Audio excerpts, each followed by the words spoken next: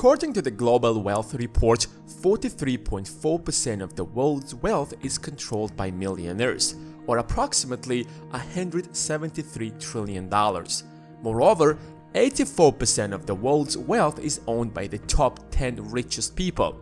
In contrast, the bottom half of the wealth pyramid manages only 1.4% of the global wealth, showing that there is almost insurmountable disparity in the global distribution of wealth. If you're watching this video, you're definitely one of those who are aspiring to be in the top 10%. At the end of the day, wealth is freedom. Chasing money seems like this honorable goal to pursue, but if we are going to be honest, chasing money is what we all do. Most people spend their entire lives to have a roof over their heads, food on the table, and hopefully enjoy some of the pleasures life has to offer. But that all depends on how much money you are going to earn. Think of money as a resource. Don't imagine it as a piece of paper that you're chasing, but rather as a resource that can enable you to do anything from delegating your routine work and spending more time with your family to helping others put food on the table. But how do you know that you are on your way to becoming financially independent? How do you know that you are going to make it financially? Fortunately, there are some clear signs to find out if you are on the right track or not. And in this video, we are going to take a look at 7 of them. So if you're ready, give this video a thumbs up and let's start with the first one. You know how to say no. It might sound a bit confusing, but it's one of the main reasons why some people succeed in life while others don't. We don't want to be rude, we want to be kind and gentle. So when people ask us for help, especially friends and relatives, we often just say yes, because you cannot simply reject them. They're your friends and family. But what ends up happening is that by always sharing your time with others, you never have the time to work on the projects that will make you financially successful. The key to success is not to do everything, but rather focus on one thing. Remember, your most important resource is your time. It doesn't matter what you do, how good of a person are you, you're not going to have more than 24 hours a day. So, you're left with a choice to either spend it on stuff that will make you wealthier or on other people's needs and wants.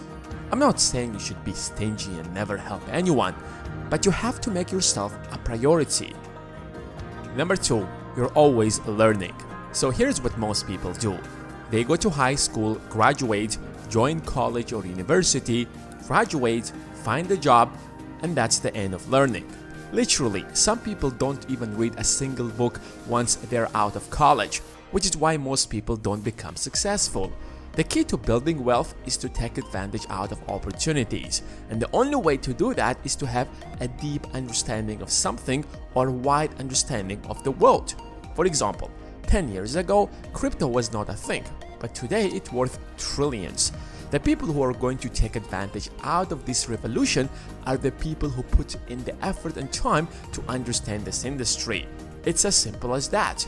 If you are curious enough to read and learn, you probably have known more about crypto 5 or 10 years ago, and your curiosity would have pushed you to understand the technology and see its potential.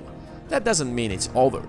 There are going to be more such technologies that will revolutionize the world. Edison and many other entrepreneurs back then took advantage out of electricity. Others joined the oil revolution. In the 1990s up to 2010, early users of internet created companies that today are worth hundreds of billions of dollars, and in some cases, trillions. So if you're a constant learner, it's a matter of time before you spot an opportunity that will turn you into a millionaire. Number 3, you're building connections. Alone, you're never going to go far. Humans are social creatures, and the fastest way to building wealth is to have valuable connections. You have a business idea? If you know someone who is ready to invest in it, congrats, you have turned an opportunity into real physical asset. Go to networking events, meet people who are also passionate and talented. Most people have 2 or 3 friends that they spend their entire time with and imagine the rest of the world to be the same. But it's not. The world is filled with nice and talented people who can add great value to your life. Number 4, they understand that life is unfair. I often hear people say that "That's unfair, I deserve this," or "he doesn't deserve that," and so on. Let me tell you a secret. Life is not fair. Life is like a war where you have to fight for it. You might fight hard, but if you're shooting the wrong target, for example, then you will achieve nothing. You might be as smart as you want, but if your opponent's strategy is better, then you will be defeated. So don't rely on the fairness of life, but rather strike first and be smart about it. If you don't succeed the first time, don't sit in the corner and cry about it, but rather get up, improve your strategy, and strike again. Eventually, you will succeed. Number 5. You're focused on making money and not saving. Saving money is the key to financial freedom. It doesn't matter how much money you make. If you spend it all, you won't be able to invest and build wealth.